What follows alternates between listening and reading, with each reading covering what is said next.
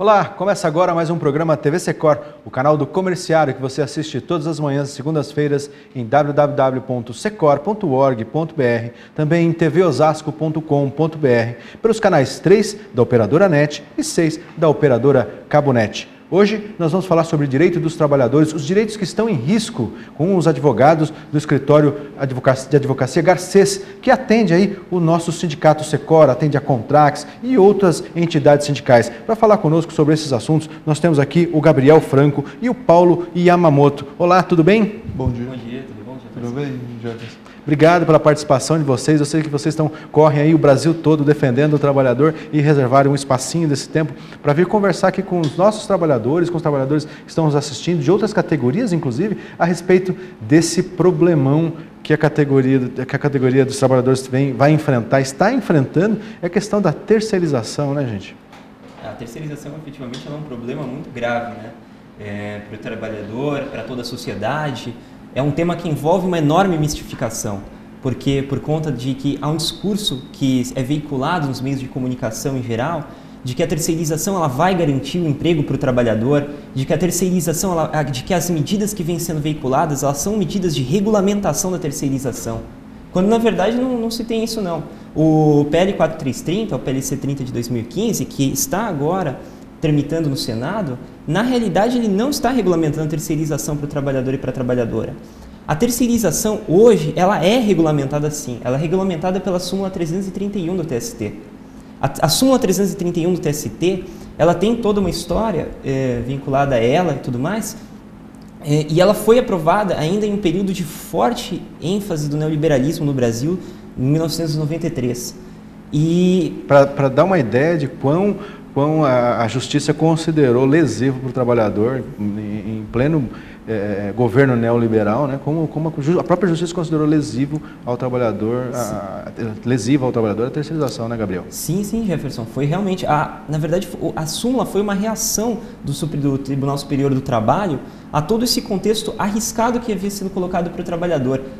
Se nós pudermos retornar, nós vamos ver que na década de 80 havia um cenário bastante complicado para o Brasil. Era um cenário de desemprego, um problema inflacionário muito grave e nesse contexto havia um receio de que a terceirização pudesse já vir a aumentar bastante para o trabalhador. Essa súmula, então, ela vem em 1993 para tentar impedir que as atividades que hoje estão sendo colocadas em risco de ser terceirizadas por conta desse novo projeto, de que as atividades meio elas fossem terceirizadas. Então esse projeto ele tinha uma restrição bastante clara, essa súmula do TST, que hoje está em vigor, de que somente as atividades meio podem ser terceirizadas. As atividades fim não podem ser terceirizadas. Então, no caso... Mas para a gente explicar para o trabalhador como é que funciona hoje a terceirização e essa confusão de atividade meio, atividade fim, como é hoje a terceirização, Gabriel? A terceirização hoje, ela envolve uma triangulação da relação trabalhista.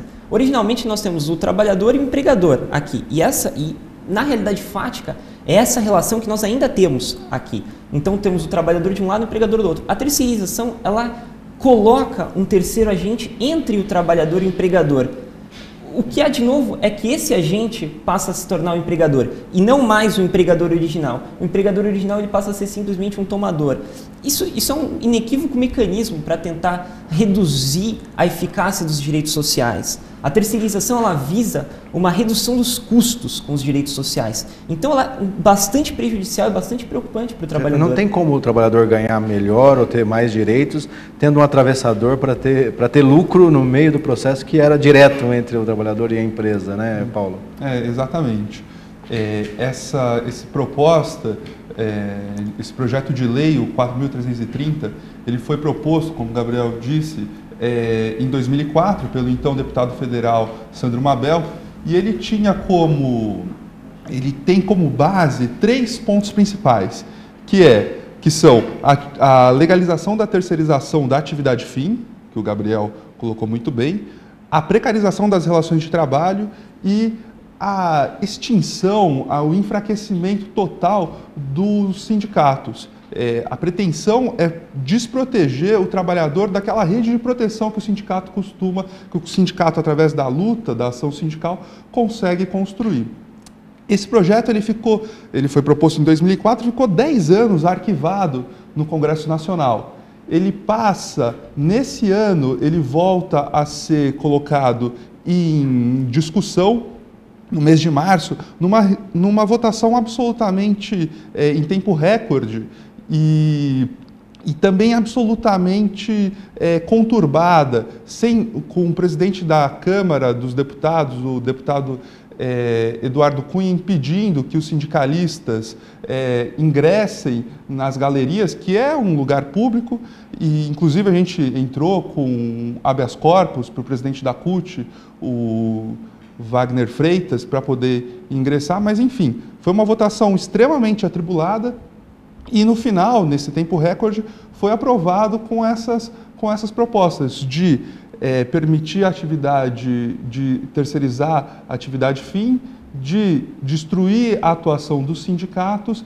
e de precarizar as relações de trabalho, né? Para explicar para o trabalhador, atividade meio são aquelas atividades acessórias da empresa, né? A segurança, a empresa fabrica chinelos, mas a parte de segurança, por exemplo, não é a atividade principal dela. Hoje é permitido que ela terceirize. A questão da limpeza, por exemplo, não é atividade, ela nasceu uma empresa para fazer limpeza, então ela pode terceirizar. A atividade fim, que é a fabricação de chinelos, né, na nossa hipotética empresa, ela não pode terceirizar, a menos que seja então aprovado no Senado esse projeto, o 4330, né? E aí então ela passa até a fabricação de chinelo, ela pode ter trabalhadores lá que não são contratados dela, ela pode contratar uma terceira, às vezes uma quarta empresa para fabricar aquilo para ela e usar o CNPJ dela, é isso, Gabriel? Exatamente. A terceirização, ela passa a permitir, inclusive nesse projeto, que é ainda mais arriscado do que a terceirização, nós temos em vista a quarteirização, a quinteirização da atividade. Ou seja, o que uma coisa bastante complexa que existe nesse projeto é o que? O mito de que esse projeto está regulamentando, quando na verdade ele desregulamenta a questão da terceirização para o trabalhador e para a trabalhadora. Há uma grita da classe média que acho que fica lembrando dos PJs, né? Porque há isso, a classe média está muito preocupada, não, mas vai melhorar porque essa massa vai... o que afeta diretamente não são os PJs são uma minoria hoje no mercado, não é? Inclusive, há uma dificuldade geral em se aferir o número de PJs, porque esse tipo de terceirização ele acaba não entrando muito bem nas estatísticas, assim como, por exemplo, o terceirizado rural, que é onde estão os maiores casos de resgate de trabalhadores em condições análogas a de escravo, e nós não conseguimos medir o quanto. Há uma falta de dados com relação à terceirização, o que é muito grave, porque a gente não sabe o tamanho do buraco que envolve a terceirização hoje. Agora você ia falar da regulamentação, que é um mito de que ela está regulamentando, e eu te interrompi. Explica isso para a gente. Sim. A questão é que esse projeto ele vem sendo colocado como uma questão de regulamentação da terceirização, quando na verdade ele não está regulamentando a terceirização. Muito pelo contrário, o ministro-presidente do TST, na última semana, o ministro Levin, ele colocou inclusive que há um risco até à própria segurança jurídica. Por quê? Porque nós não sabemos quantos trabalhadores podem ser terceirizados em uma empresa com esse novo projeto. Poderíamos então ter uma empresa com 99% dos trabalhadores terceirizados, a chamada empresa casca, na qual há uma empresa quarteirizada, uma empresa quinteirizada, e o trabalhador perde completamente a relação direta com o empregador, ou seja, aquele empregador que está no dia a dia com ele, o empregador da relação originária, ele está protegido através de outras 2 ou 3 empresas impedindo que esse trabalhador tenha o direito dele realizado. Então, efetivamente, eu não vejo como uma proposta, se há efetivamente uma súmula hoje em vigor, e há uma necessidade de uma regulamentação maior, a não ser que seja uma regulamentação para tentar melhorar a qualidade desse trabalhador, de vida desse trabalhador terceirizado. Isso sem falar no setor público, né, Gabriel? Tinha na proposta, ela foi votada, a proposta também sobre a terceirização no serviço público.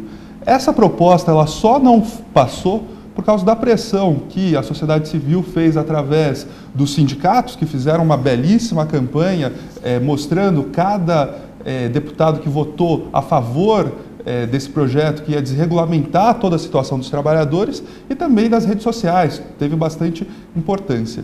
Inclusive, eu peço para a amiga telespectadora, para o amigo telespectador, dá uma procurada na internet, como que votou o seu deputado federal, se ele foi a favor desse projeto que destrói a classe trabalhadora ou se ele foi contra.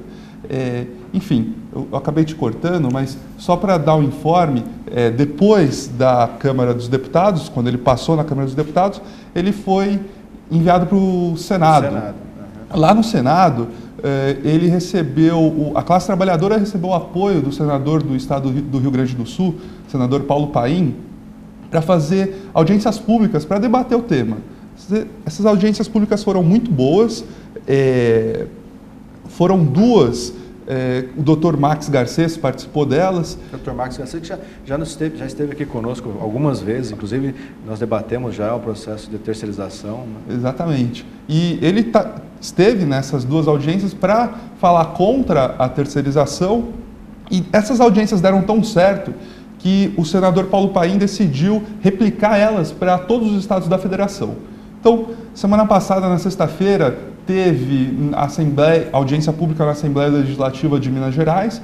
O Dr. Diego Bocchini, também no nosso escritório, participou, falando contra a terceirização. E agora, já deixo o convite aqui, já falei com os companheiros do Secor, vai ter audiência pública no dia 29 de junho, às 10 da manhã, aqui na Assembleia Legislativa do Estado de São Paulo.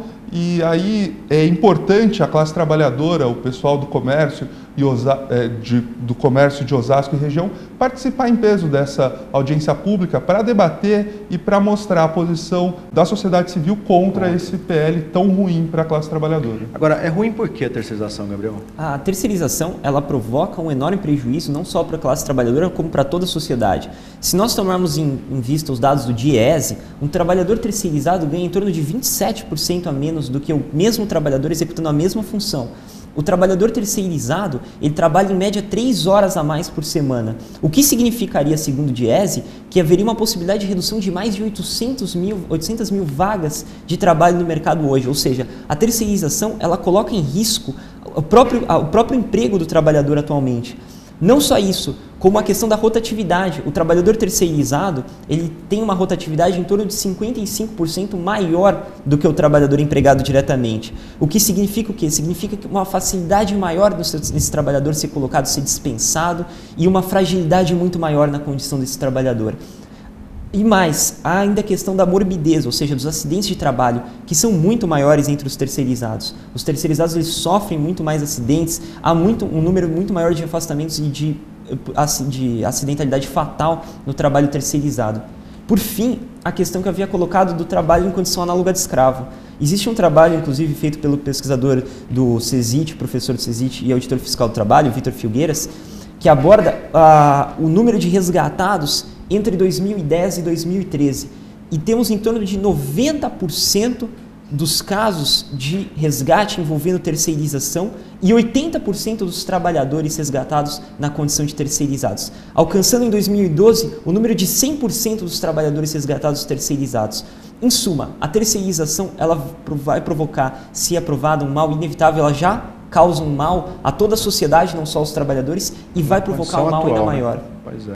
Bom, a gente vai fazer agora um rápido intervalo, mas você continua ligado aqui no TV Secor. A gente já volta.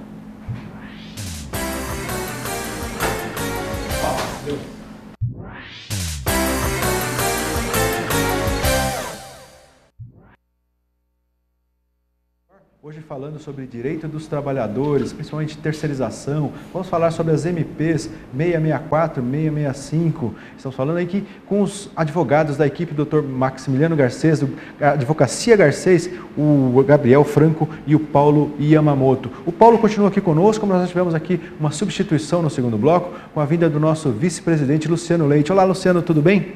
Bom dia, meus amigos, é um prazer estar com vocês aqui mais uma vez, né?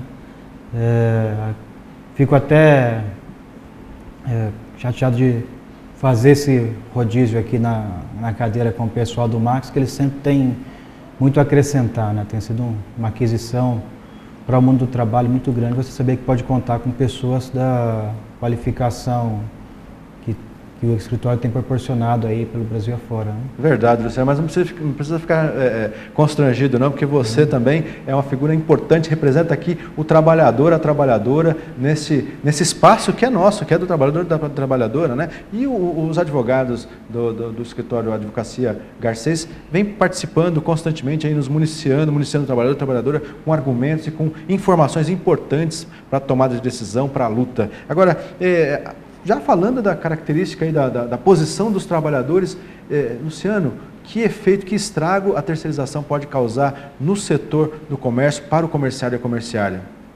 Bom, primeiro a gente tem que entender, né, quem somos. Né? Nós somos mais de 9 milhões e 700 mil trabalhadores no Brasil, dados de 2014. Isso que representa, Jefferson, mais de 70% do PIB no Brasil. Né? Então, 70% do PIB do Brasil ele é oriundo do setor do comércio. Nós temos uma outra questão que é interessante a gente ressaltar, que 45% desses trabalhadores, que também são 60% da massa formal no Brasil, 60% dos trabalhadores formais no Brasil, eles são do comércio. A gente tem, não seria, por exemplo, um fenômeno, mas na verdade uma prática que as empresas costumam fazer. Esse trabalhador do comércio, ele fica em média um ano, 45% desses trabalhadores ficam um ano no seu posto de trabalho inicial. Quando você faz uma campanha salarial, que nós estamos iniciando agora, você eleva o piso dos trabalhadores, né? Por exemplo, nós temos um piso de R$ 1.024 e um piso menor, por exemplo, de R$ 920 no Brasil. Esse trabalhador ele é substituído. Então, quando você muda esse turnover de 20%, por exemplo, em média, após uma campanha salarial, você joga esse piso para baixo novamente. Então, isso acontece numa escala média. Então, nós temos 20% de mão de obra que ela é substituída após uma negociação de campanha salarial. Só para baixar o salário. Só para baixar o piso, quer dizer, você dá com uma mão, né? Isso porque o volume de vendas no comércio ele cresceu 42% acima do piso do trabalhador, né? E aí você retira com a outra... E estamos em crise, né, Luciano? Estamos em crise, né? Cresceu 42% acima do crescimento do trabalhador e estamos em crise. Exatamente, a gente pode falar um pouco disso também daqui a pouquinho, mas para responder a pergunta, o que acontece? Esses 20% que a gente estima que é uma mudança nesse turnover por conta da desoneração da folha de pagamento que as empresas praticam, com a terceirização ele vai se tornar um número sem precedentes. Então, o que a gente imagina? Que você vai ter um trabalhador andarilho. Vai ficar 3 meses num lugar, 3 meses em outro. Mais ou menos como acontece com os professores hoje. Eles ficam numa massa congelados por 7 meses para poder retornar aqueles que não são concursados para o trabalho. Então, você vai ter um fluxo de pessoas que oscila dentro de uma empresa, né? E toda vez que ele retorna com salários inferiores. Então, aquele ganho a longo prazo, né, que a gente trabalha de aumentar a média salarial dos trabalhadores a longo prazo, ele vira um exercício assim desproporcional, né? Porque a gente não vai conseguir garantir aumento real ao longo do período, porque esse trabalhador ele não fica muito tempo mais no seu posto de trabalho. É um estrago, né? Agora, tudo isso decorrência, assim, análise original, nós já tínhamos feito essa análise no programa aqui no início do ano, de um congresso conservador, né? Congresso que ajudou a aprovar aí, recentemente 2 medidas provisórias devastadoras para a classe trabalhadora também, a MP 664 e a MP 665, né, Paulo? Explica um pouquinho para a gente o que fazem essas 2 medidas provisórias aí. Exatamente, um congresso bastante conservador que tem apresentado propostas bastante retrógradas para a sociedade brasileira. A gente sabe que o Brasil tem muitos problemas, mas esse congresso está indo na direção contrária à solução desses problemas. Basicamente, a MP 664 e a MP 665, elas se propõem a restringir o acesso aos benefícios da Previdência Social. Essa restrição ela está calcada em 4 benefícios, basicamente. Eles são o abono salarial, o seguro-desemprego, a pensão por morte e o auxílio-doença. Então, basicamente, o que eles fizeram foi dificultar o acesso a esses benefícios. No caso do abono salarial, o abono salarial anteriormente, o trabalhador precisava trabalhar um mês e tinha acesso a um salário mínimo de abono salarial. Agora, ele precisa trabalhar 90 dias e aí vai ter acesso ao proporcional do que ele trabalhou de um salário mínimo. Funciona mais ou menos como funciona o 13º salário. Uhum. No caso do seguro-desemprego, funcionava com o trabalhador tendo que trabalhar 6 meses, ele já podia acessar o seguro-desemprego. Agora, ele vai precisar ter contribuído 12 meses nos últimos 2 anos para acessar a primeira vez, a segunda vez ter trabalhado 9 meses e a terceira vez, então, 6 meses. Além disso, tem o auxílio-doença, né, que também foi alterado. A alteração no auxílio-doença passou mais uma alteração na forma de calcular o valor desse auxílio-doença. Antes, ele estava limitado ao teto do INSS, agora vai ser a média das últimas 12 contribuições. E, por fim, a pensão por morte, que antes você tinha que ter tido apenas um recolhimento para poder acessar a pensão por morte, e agora vai precisar ter 2 anos de união estável ou casamento e 1 ano e meio de contribuição. Enfim, são medidas, como você disse, a gente vive num momento de crise, e são medidas para combater a crise. Agora, quem defende essas medidas diz que precisa aparar algumas arestas, alguns problemas no nosso sistema de seguridade social. Eu discordo. Nos últimos 10 anos, no governo Lula e Dilma, a gente teve uma grande formalização do número de empregos. Muitos trabalhadores que eram informais entraram para o mercado formal e passaram a contribuir para a Previdência Social. Isso transformou a nossa Previdência Social de uma Previdência que era quebrada para uma Previdência hoje superavitária. O próprio ministro Gabas, da Previdência Social, afirma isso. Então, para combater essa crise, acho que não deveria sobrecarregar os trabalhadores, fazer com que os trabalhadores paguem pela crise, mas antes fazer quem mais lucrou com os bons ventos anteriores, que foi o empresariado. Então, por exemplo, o imposto sobre grandes fortunas, que está previsto na nossa Constituição desde 88, até hoje não foi regulamentado. Ele poderia ser regulamentado e contribuir para a arrecadação dos cofres públicos, por exemplo. O que deixa a gente preocupado é que as MPs elas foram aprovadas com a intenção do governo, inclusive, né? Deixa a gente um pouco preocupado, né, Luciano? E essa história de crise, eu fiz a brincadeira aqui a respeito dos ganhos dos empresários, porque há um reclamo geral, o argumento geral da crise, que estamos em crise, mas o comércio continua lucrando, os bancos continuam lucrando absurdamente, o mercado financeiro continua lucrando absurdamente, né, Luciano? Isso é uma verdade, e não somos nós do movimento sindical, né, que estamos dizendo. Se você pegar os dados da RAIS, Jefferson, o que você percebe, por exemplo? Que teve, exatamente como eu falei na minha fala anterior, você tem um turnover. Quando você pega as pesquisas do IBGE, o que o IBGE coloca? Que o único segmento que teve queda nas vendas foi o segmento do comércio de veículos, né? E aí eu pergunto, por exemplo, para qualquer pessoa que estiver nos assistindo, né, se a gente disser, olha, quantos carros você tinha no ano passado? Ele vai dizer, eu tinha um carro. E esse ano, quantos carros você tem? Ele vai dizer, eu também tenho um carro. Pois é. Só que a pesquisa do IBGE, ela não relata, por exemplo, que aquela pessoa trocou de carro. Então isso empata, né? O setor de material de construção também foi outro segmento que ele teve, por exemplo, empatado o volume de vendas, né? Empatado o quê? Nós tivemos todo um crescimento, investimento, até retiradas de IPI em diversos setores. Então você tem financiamentos, né? Linhas de crédito. Teve um projeto que é Minha Casa Melhor, sim, que ela injeta, você consegue fazer reformar, com que o trabalhador melhorar, compre os seus móveis para a tua casa. Aqueles que são oriundos do projeto Minha Casa Minha Vida, com tarifas reduzidas, com parcelamento, etc. Então são várias iniciativas do próprio governo que estimularam o consumo, né? Então, até 2014, a gente tem uma realidade que os números eles mostram que é totalmente ao contrário ao que a própria mídia, assim como um todo, tem colocado em dados. Então, a RAIS, né?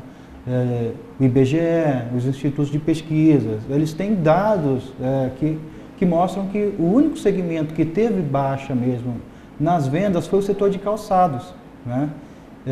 E é claro que, por exemplo, os demais setores empataram e tivemos alguns, por exemplo, que eles cresceram até acima da média, até 9% em relação ao ano anterior.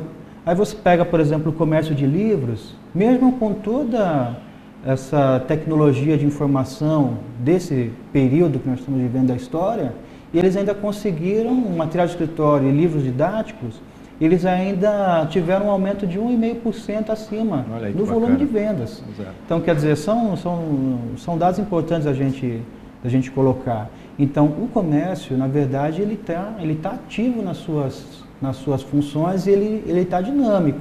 Agora, para o próximo período, a gente precisa observar que é o final de um ciclo também que está sendo dado e é necessário que a gente tome várias medidas para garantir que esse consumo, né, ele continue de forma ordenada, de forma organizada e as pessoas elas consigam pagar as suas dívidas, né? Que o endividamento das famílias é o grande problema desse período para 2015, por isso que você tem uma diminuição no fluxo de consumo hoje, né? Mas também o consumo das famílias no Brasil ele também representa mais de 60%, né, do nosso PIB hoje. Sim. Agora, com a situação colocada das MPs, a questão da terceirização, Paulo, rapidamente, porque a gente já está chegando no finalzinho, qual é o encaminhamento para o trabalhador? Pressionar o seu deputado, o seu senador? Exatamente. Eu acho duas coisas importantes. Primeiro, pressionar o seu deputado, procurar ver como que o seu deputado votou na questão da terceirização, na questão da MP 664 e 665. Isso é extremamente importante. O sindicato tem feito um grande trabalho nesse sentido, mostrando quem votou como, e também participar dessa audiência pública lá na Alesp, dia 29 às 10 da manhã, lá na Alesp. Acho que o Secor com certeza vai estar lá organizando tudo.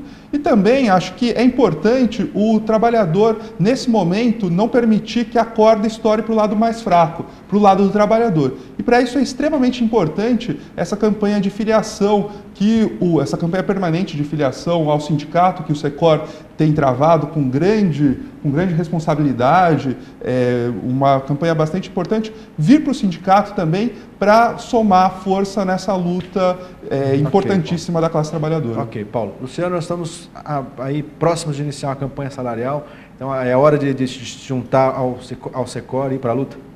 Claro. Já encerrando também a minha fala aqui, eu penso que, nesse momento, o grande papel do sindicato e a nossa iniciativa é fazer com que o trabalhador ele entenda o que é o senso de pertencimento, né? Então, se a gente consegue trabalhar com os nossos trabalhadores de uma forma que eles entendam que eles fazem parte disso tudo aqui que nós estamos fazendo, disso tudo que nós estamos vivendo, e que nós não só precisamos do trabalhador, mas todas as nossas políticas, elas são para ele, por ele e com ele, né? Então, a gente pode fazer algo que gere uma noção de eu faço parte disso, dessa família de pertencimento, comércio, né? É isso aí. E a gente garantir as conquistas que estão dadas aí para esse próximo período também. Obrigado, Luciano. Obrigado, Paulo. Obrigado ao Gabriel, que participou no primeiro bloco aqui conosco. Você já sabe, não fique sócio. Confira no site do sindicato os seus direitos e benefícios, as garantias, as atividades preparadas para você, trabalhador, trabalhadora, e mantenha-se informado através dos canais do Secor. Obrigado e até semana que vem.